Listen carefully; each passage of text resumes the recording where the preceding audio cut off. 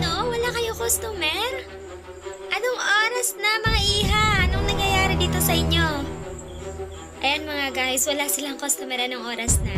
Ang sabi po kasi nila na sobrang tumal daw nitong mga nakarang araw. Tsaka ang daming kakumpetensya yung store na to.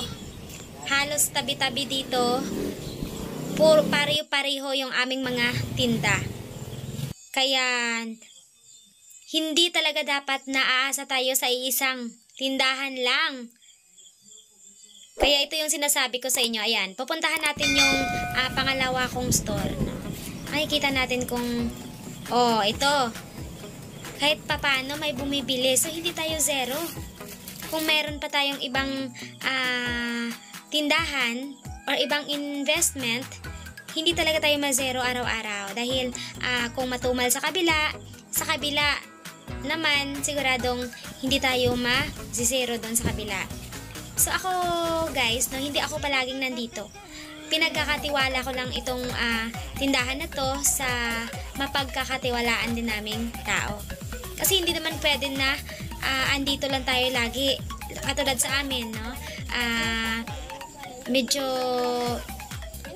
busy kami sa ibang store din namin. Kaya kailangan talaga naming maghanap ng mapagkakatiwalaan. So, katulad ng sinabi ko guys, ayan na. Hindi tayo zero guys. Kasi ako nakikita nyo, meron talaga. Meron. Bumibili. Kaya, kung sa kabila, zero tayo doon. Sa kabila, meron. Meron talaga tayong makukuhang benta. No? So, ito yung aming pangalawang store. Yan. Yan, sa awa ng Diyos, itong store na to is medyo marami talaga or na katabi kasi ito ng ano guys, nung kinukuhaan ng pera, yung Palawan. Kaya swerte ito dahil lahat halos ng kumukuha ng pera sa Palawan, dito agad or ito yung madadaanan nila, ito yung unang tindahan na malapit sa Palawan shop. Kaya hindi kung meron man lalampas ilan lang. Kaya sabi ko sa inyo, huwag kayong umasa sa isang ano tawag dito, yung pagkakitaan. Dahil ang daming gastusin sa araw-araw guys. So, huwag tayong umasa sa iisa lang. At kung gusto talaga nating umasenso, magdagdag tayo ng magdagdag ng pagkakitaan. Okay? So, pupunta naman tayo guys doon sa isang store namin, no? Pupunta tayo doon. Titingnan natin kung kamusta doon. Okay? Ito yung pangalawa guys ha. So, ito, ipapakita ko sa inyo yung pangatlong store namin. So, nandito tayo ngayon guys sa aming pangatlong store. So, ayan. Nandito lang ako sa CCTV. Kung may nakikita kayong naka-red, ako yan.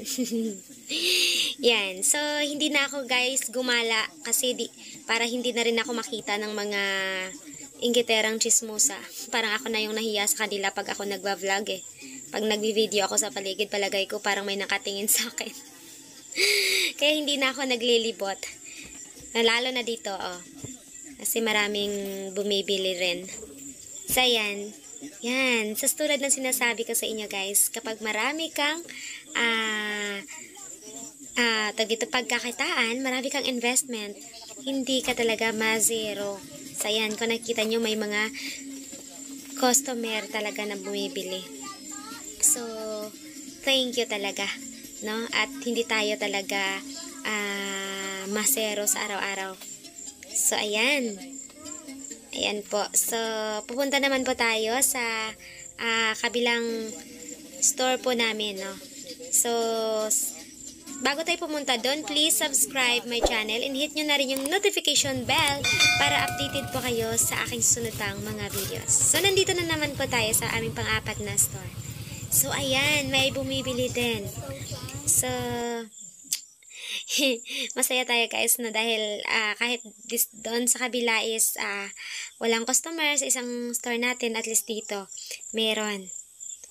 So walang talaga, hindi tayo kahit papaano meron talagang tawag dito, yung parang merong hahatak doon sa isang store na walang customer, no?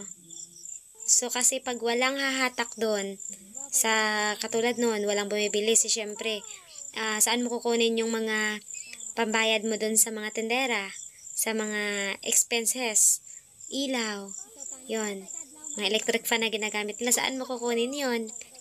So, syempre, pag meron kang ibang investment, ibang negosyo, kahit papano, yun ang tutulong sa isang store mo na hindi ganun ka or matumal mong tindahan. Meron talagang hahatak, tutulong na maangat kahit papaano ay hindi siya tuluyang babagsak dahil merong tumutulong sa kanya. Yan. So, ayan.